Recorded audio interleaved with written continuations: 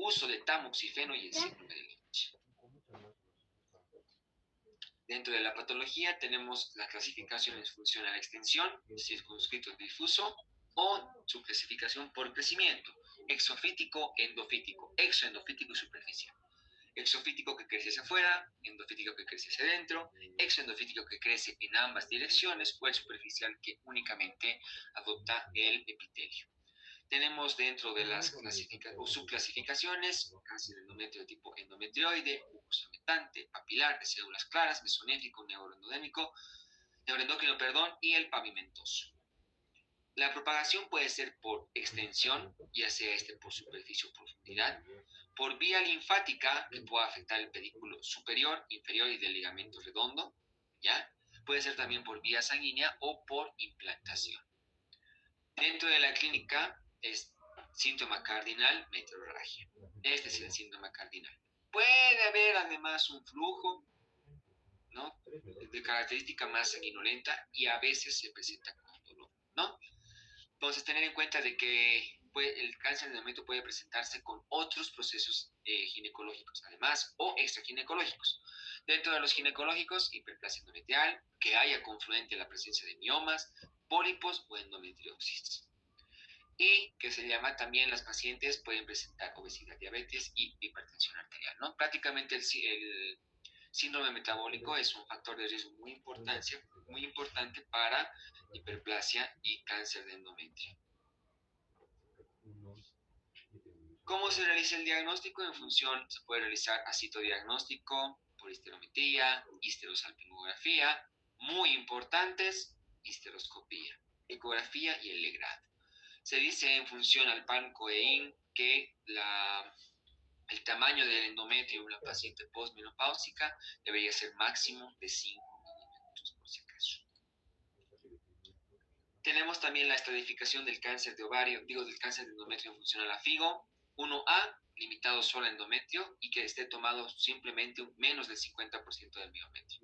En el 1B ya está tomado más del 50% del miometrio. En el estadio 2, además, está afectado el estroma cervical, pero no más allá del útero. 3A, que tome serosa uterina o anexos. 3B, que ya comprometa vagina, parametrio peritoneo pélvico. 13.1, que haya infiltración ganglionar pelviana. 13.2, ganglios paraórticos. 4A, alteración de vejiga o mucosa rectal. Y el 4B ya es metástasis a distancia. Para el tratamiento del cáncer de endometrio, el abordaje quirúrgico es hasta el estadio 2A. También se puede realizar linfadenectomía en los estadios 1 a 2. Se realiza el ganglio de centinela en los estadios 1 y 2. Radioterapia se puede utilizar en el 1 y 2. Y quimioterapia en el estadio 3 y 4, es decir, paliativo. ¿Ya? Desde el punto de vista quirúrgico, podemos tener en cuenta que en el estadio 1 se debe realizar histerectomía total, anexectomía y manguito vaginal. En el estadio 2 se realiza histerectomía, las mismas perspectivas, pero con linfadenectomía pelviana y lumboaórtica, además de radioterapia. En el estadio 3 se puede todavía realizar disesodografía y histerectomía total con manguito, anexectomía, más radioterapia y braquiterapia. Pero en el estadio 4 definitivamente ya no se puede hacer más que tratamiento paliativo con radioquimio u hormonoterapia. Muy bien, doctores, ya teniendo en cuenta que hemos avanzado, que se llama esto, otorgo el micrófono y el chat para empezar con las preguntas, así que ustedes son ahora partícipes. El fenotipo clásico del síndrome de ovario poliquístico corresponde a insulinoresistencia severa, moderada, leve, ausente o ninguna de las anteriores.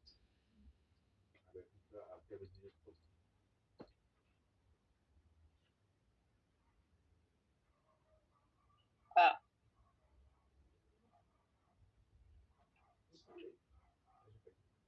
Inciso A.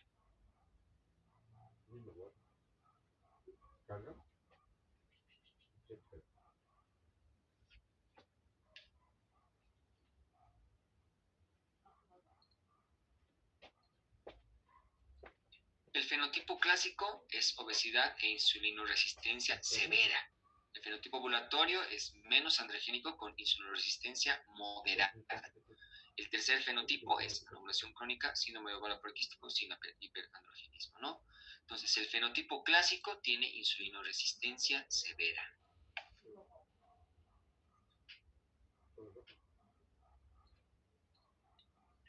La folistatina es un gen relacionado con la síntesis de insulina, andrógenos, hormona transportadora de hormonas sexuales, gonadotrofinas o ninguna de las anteriores.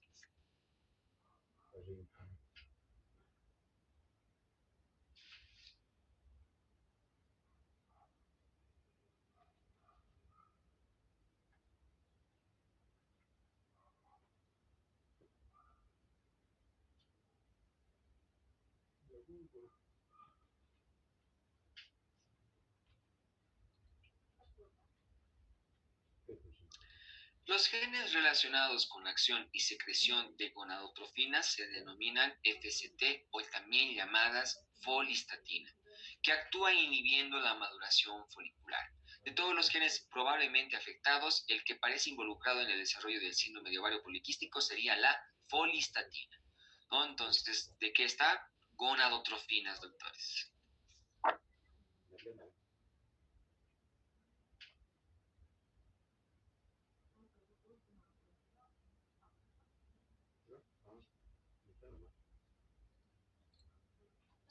Uno de los siguientes valores de laboratorio no se encuentra en el síndrome de ovario poliquístico: LH elevada, testosterona elevada, inhibina B disminuida, folículo estimulante disminuida o ninguna de las anteriores.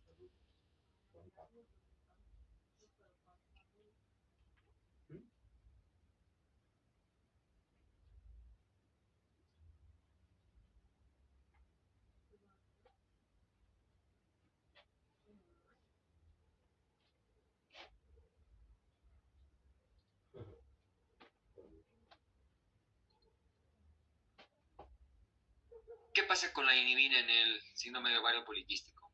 La hipersecreción por el ovario suprime la secreción de folículo estimulante. Se han registrado elevadas cantidades de inhibina B en mujeres con síndrome de ovario poliquístico. Y esto es responsable para que se produzca una LH-FSH invertida. Entonces, en un ovario poliquístico lo que hay es inhibina B aumentada, ¿no?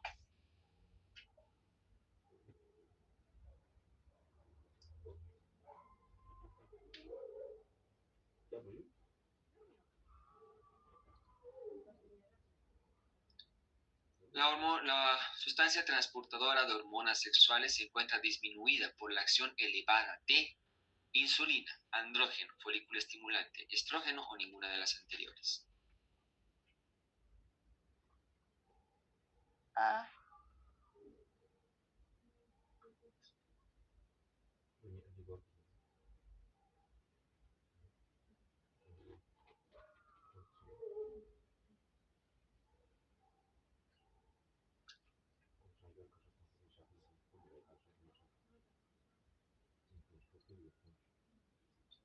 Se define el SOP como una disfunción endocrino-metabólica relacionada con insulinoresistencia, habiéndose observado una correlación positiva entre los niveles de andrógenos y de insulina. Los niveles elevados de insulina reducen la concentración de sustancia transportadora de hormonas sexuales, ya aumentando la testosterona biológica, y actúan como cofactor estimulando la producción de andrógenos ováricos y procesos suprarrenales, ¿no? Entonces, la sustancia que altera la sustancia transportadora de hormonas sexuales es la insulina.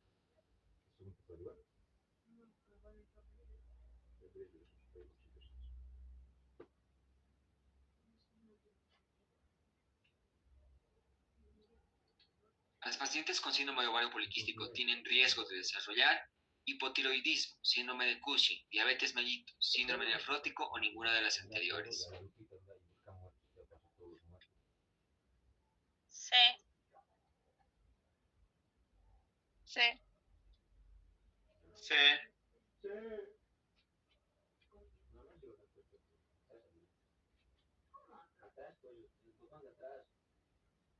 Sí, ¿no? La obesidad está presente entre el 30 y 60% de los casos de ovario poliquístico.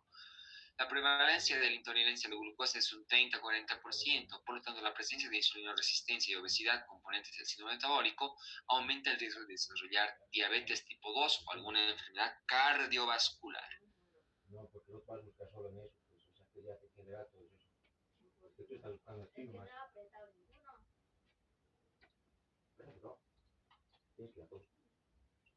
Uno de los siguientes no corresponde al síndrome de Ayran: hiperandrogenismo, insulina resistencia, acantosis nigricans, hipotiroidismo, o todas son correctas.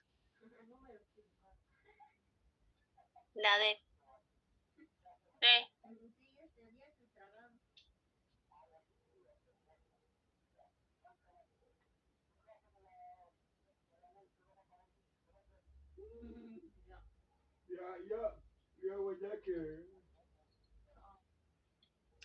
El síndrome de Ayran es las iniciales de hiperandrogenismo, insulina resistencia y acantosis nigricans. Está asociado a graves anomalías en la acción de la insulina debido a los defectos del receptor y del gen del receptor de insulina. Existe alto grado de morbilidad que incluye diabetes mellitus, hipertensión y enfermedad cardiovascular. Entonces, pero lo que no presenta es hipotiroidismo.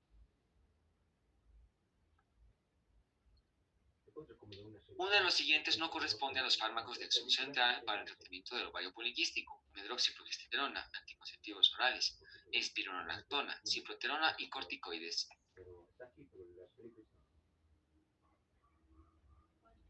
Inciso C.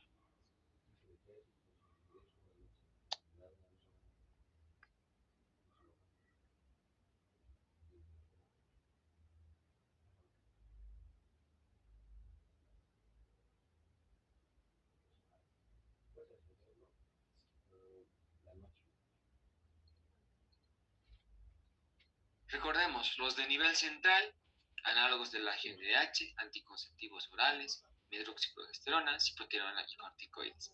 Y los que tienen bloqueo enzimático: ketoconazol, flutamida, espironolactona, finasterida y la drosperinona. Nuestra acción central aquí es la espironolactona.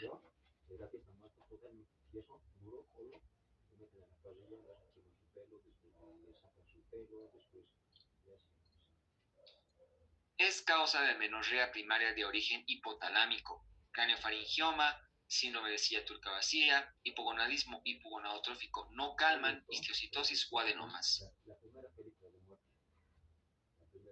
C.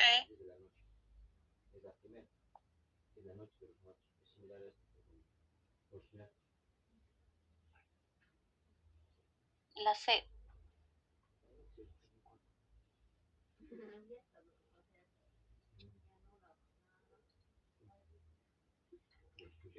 Clasificación de las amenorreas, ¿no? Dentro de las hipotalámicas tenemos el retraso puberal, hipogonadismo hipogonadotrófico primario, síndrome de Kalman, déficit aislado de gonadotrofinas, síndromes polimalformativos. Hipogonadismo hipogonadotrófico secundario, como tumores, lesiones vasculares, traumatismos o y la histiocytosis X, ¿ya? Hipofisiarias, tumores, síndrome de turca vacía, infecciones, traumatismos quirúrgicos o el hipogonadismo hipogonadotrófico no calma.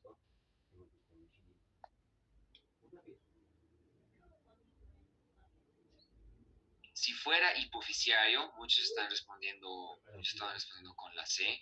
Si fuera hipofisiario, sí sería hipogonadismo hipogonadotrófico no calman, digamos, ¿no?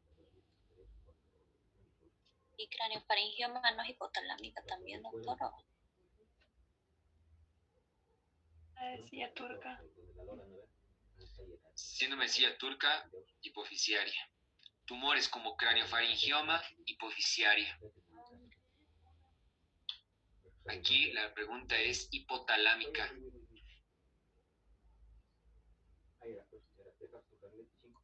Es causa de amenorrea secundaria de origen hipotalámico funcional, traumatismos, meningiomas, craniofaringiomas, síndrome de Kalman o anorexia nerviosa. La E. Anorexia.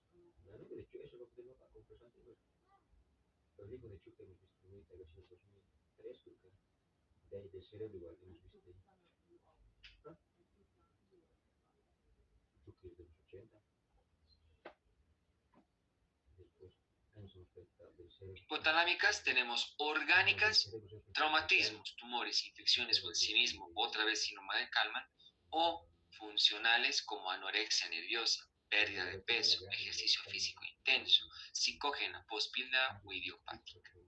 También tratamiento es anorexia nerviosa. Digo, aquí la respuesta es anorexia nerviosa.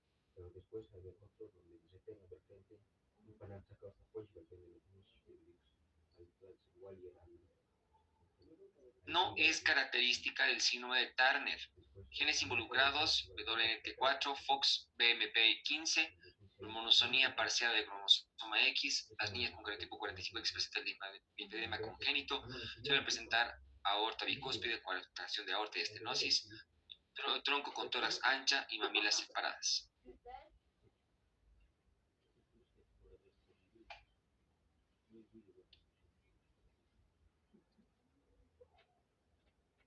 Ojalá que tenga buen corazón. ¿Cuál es la patología que sí tiene, que se llama genes alterados como estos? Es la disgenesia gonadal pura XX. Entonces, como es pura, que se llama XX, no tiene nada que ver en función con el Turner, ¿no? Que el Turner es una monosomía parcial del cromosoma X, es 45X o el 45X0. Sí, la mayoría respondió bien. Este síndrome está caracterizado por la ausencia parcial o completa de las estructuras mullerianas, trompa, útero y vagina, asociadas a una mutación del gen WNT4. Síndrome de Rokitansky, deficiencia de síntomas de biosíntesis de estrógenos, síndrome de Ullrich, galactosemia o el síndrome de insensibilidad completa a los andrógenos. Nos hizo A.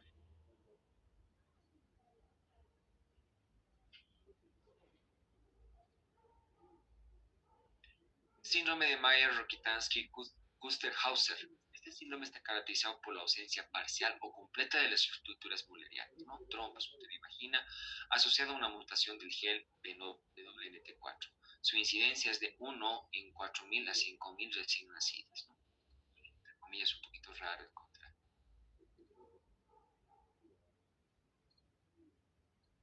En el tratamiento del síndrome de Turner se realiza con estrógenos a los 20 años, progesterona a los 40 años, agonistas de la GnRH, hormona de crecimiento a los 4 o 5 años o testosterona a los 8 años. D. Dicho B. D.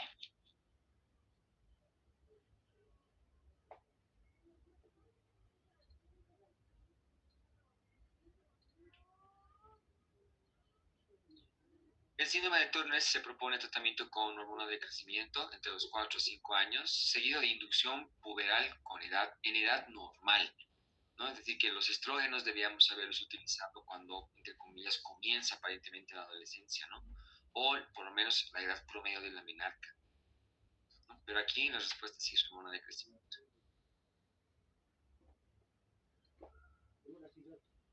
Descrita en 1962 por Goodley y Peckerton, una masa intracelular con síntomas y signos de diversos grados de hipopituitarismo o de compresión de estructuras adyacentes como diabetes insípida, menorrea, galactorrea, cefalea, alteraciones visuales, que puede asociarse además a anemia perniciosa, tiroiditis, autoinmune y gastritis atrófica, síndrome de Sheehan, síndrome de silla turca vacía, hipofisitis linfocitaria, adenoma lactotropo o adenoma de célula acidófila madre, perdón.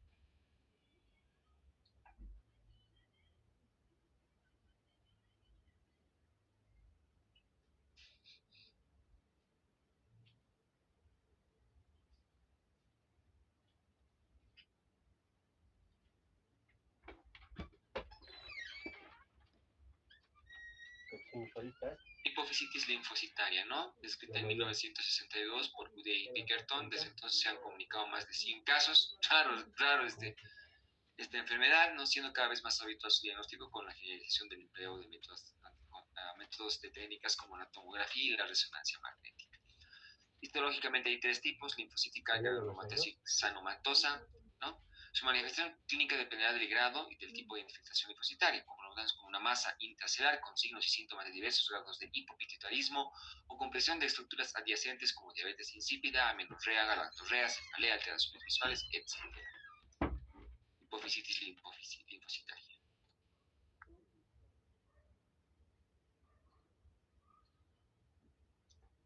Es una secuela tardía de un raspado uterino posaborto que causa amenorrea de origen uterino. síndrome de Asherman, ovario poliquístico, falla ovárica prematura, adenoma lactotropo o adenoma de célula acidófila madre. A. Inciso A. Inciso A. A.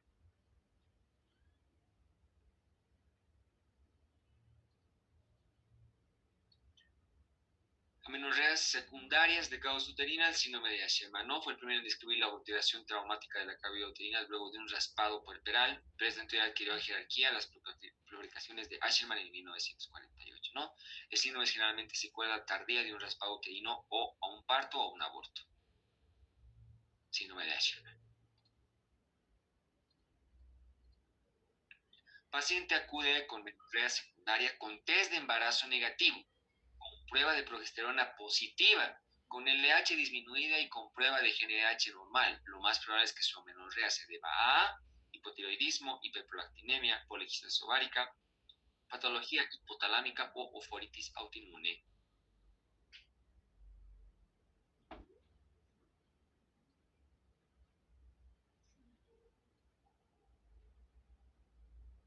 C. La C.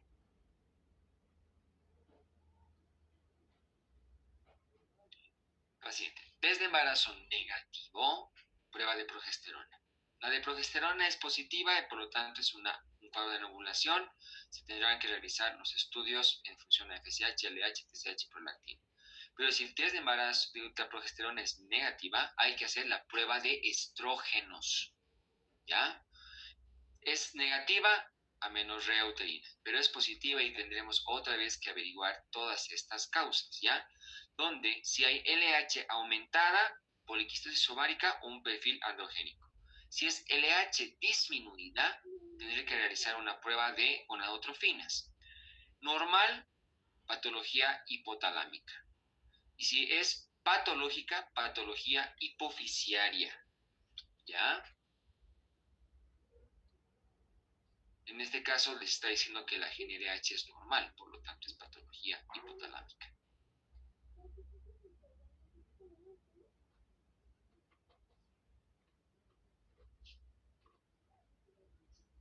Yo les recomiendo para que no se mareen mucho, revisen el flujograma. Ahí les va a salir siempre qué es lo que más probable pueda ser. Una de las siguientes no forma parte de las condiciones que debe reunir un contraceptivo para ser ideal. Eficacia, irreversibilidad, protección, seguridad o practicidad. B.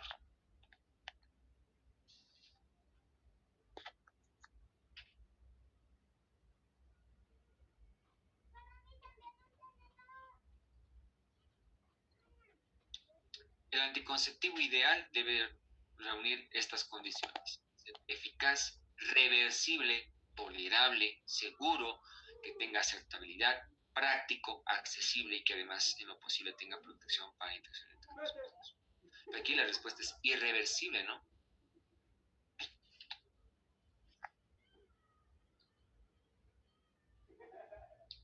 La temperatura corporal basal aumenta luego de la ovulación por acción de una de las siguientes hormonas: TSH, LH, estrógeno, progesterona o prolactina.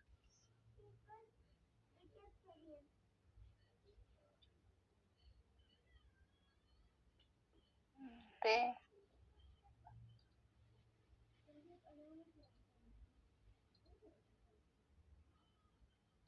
Método de la temperatura, ¿no? Consiste en la observación de la curva de la temperatura basal. La temperatura corporal basal aumenta luego de la ovulación por acción de la progesterona, aproximadamente 0.5 grados centígrados en el día posterior a la ovulación.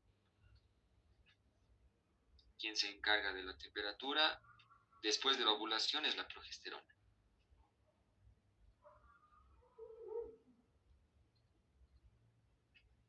Si la lactancia materna es parcial y o la alimentación se cumple con biberón, ¿en qué semana posparto reaparece aproximadamente la ovulación?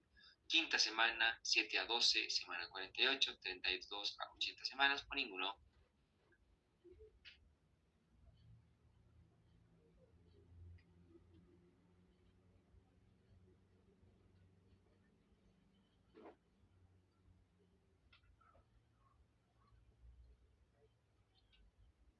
La duración de esta infertilidad luego del parto varía de mujer en mujer en relación directamente a la calidad de la lactancia. Si la lactancia es parcial y o alimentación se cumple con biberón, la ovulación reaparece entre la séptima y 12ª semana. Pero si fuera exclusiva, la ovulación puede retrasarse hasta el momento del destete o reiniciarse entre las 32 y 80 semanas después del parto. Mientras que si no cumple esto, entre la séptima y 12ª semana.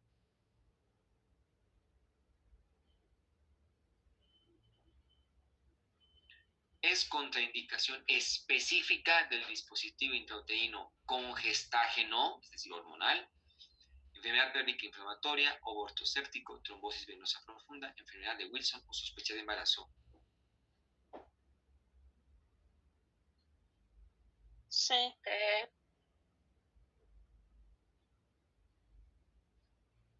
Inciso E.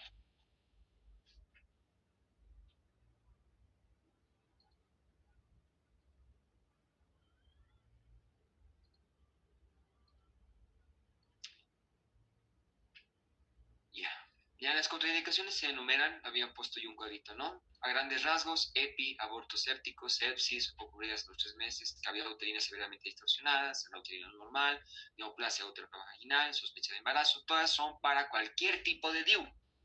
Pero cuando hablamos congestágeno, es decir, hormonal, las contraindicaciones son trombosis venosa profunda, tromboembolismo pulmonar, adenoma hepático o hepatocarcinoma, síndrome de anticuerpos antifosfolipídicos, migraña con síntomas focales o cardiopatía isquémica. Aquí la respuesta es trombosis venosa profunda.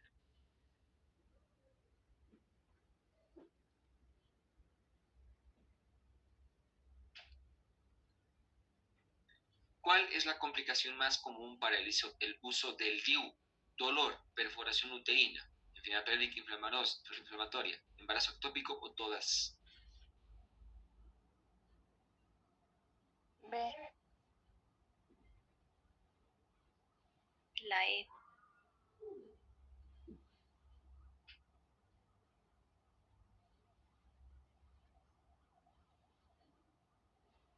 B.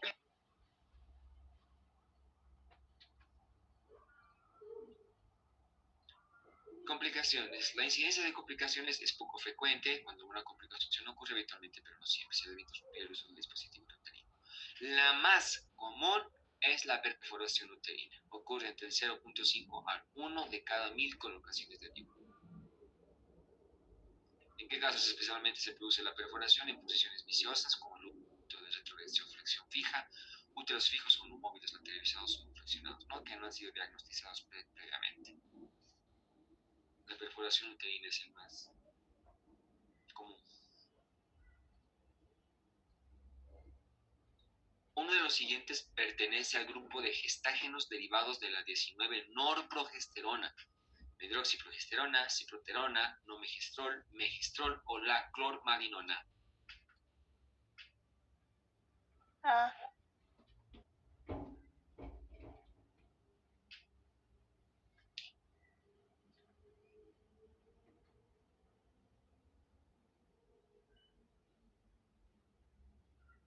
C. D.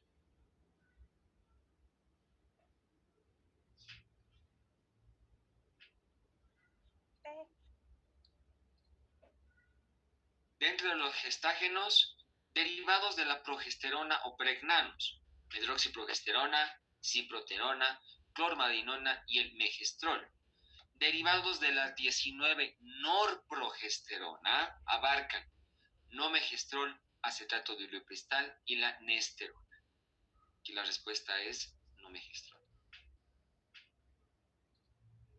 Dice 19-norprogesterona, ¿no? No es derivado solo de la progesterona.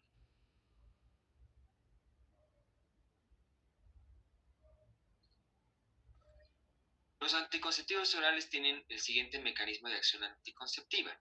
Inhibe el eje gonadal, acción anovuladora, interrumpe la migración de espermatozoides, A y C o todas. E.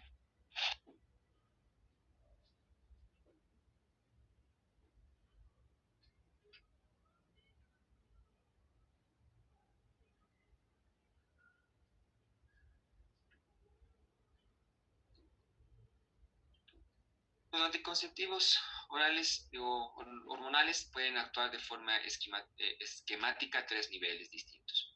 Inhibiendo el eje gonadal, acción ovulostática o anovuladora, cuando son combinados especialmente, y otro es el nivel a nivel del moco cervical que interrumpe la migración de espermatozoides.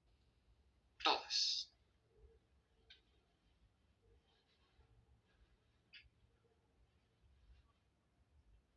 ¿Cuál es la forma de anticoncepción de emergencia más utilizada en la actualidad?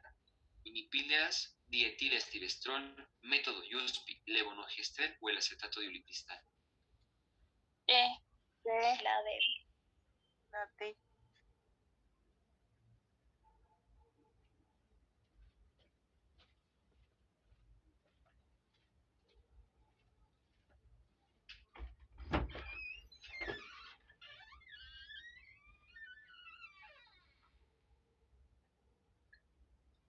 Posteriormente surgió el levonorgestrel, que actualmente es la forma de anticonceptivo de emergencia más utilizada. Todas las que hemos visto hace un momentito, ya todas pueden ser utilizadas como método anticonceptivo de emergencia. Ya después del levonorgestrel, el que más se utiliza es el método de USP. Después del método de USP, el que más se utilizaba es el acetato de ulipristal, aunque ahora prácticamente ya no está mucho en uso, ¿no? Pero el más utilizado es el levonorgestrel.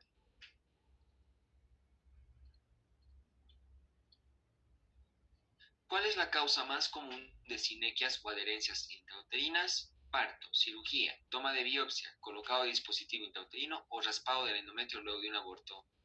E. E. E.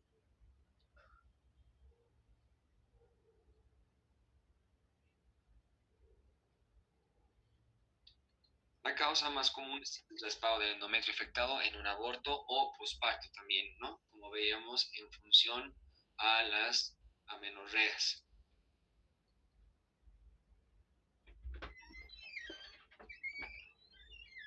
¿Cuál es la máxima incidencia de carcinoma de endometrio según estadísticas? Doctor, buenas noches. Disculpe, ¿puedo volver a